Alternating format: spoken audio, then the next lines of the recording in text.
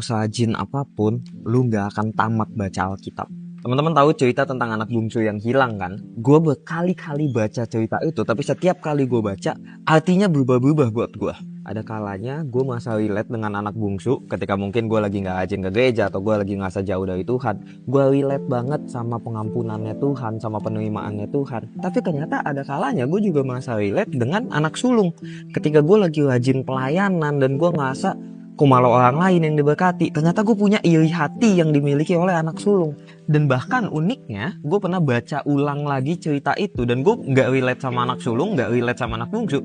Gue malah relate sama orang-orang yang ikut ke pestanya anak bungsu itu. Ketika keluarga berpesta, ketika anak bungsu pulang, gue juga diundang ke dalam pestanya Tuhan.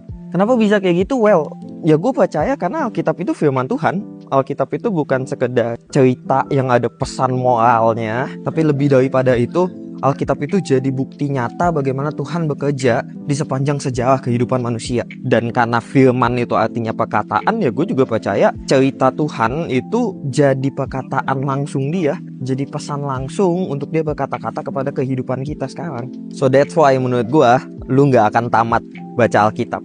Karena Alkitab itu bukan sekedar novel yang lu baca dari depan ke belakang sampai akhirnya lu ngerti maksudnya apa. No, it's more than that. Baca Alkitab setiap hari itu artinya lu ngebuka surat cintanya Tuhan setiap hari. Lu mengizinkan untuk Tuhan berkata-kata atau Tuhan ngasih pesan spesifik yang dia mau lu dengar setiap harinya. Jadi mau berapa kali pun lu baca Alkitab dari awal sampai akhir, firmannya nggak akan tamat, firmannya nggak akan selesai. Karena ini cara dia berelasi dengan lu setiap harinya. Jadi hari ini jangan lupa baca Alkitab ya. Karena Tuhan lagi kangen ngomong sama kamu.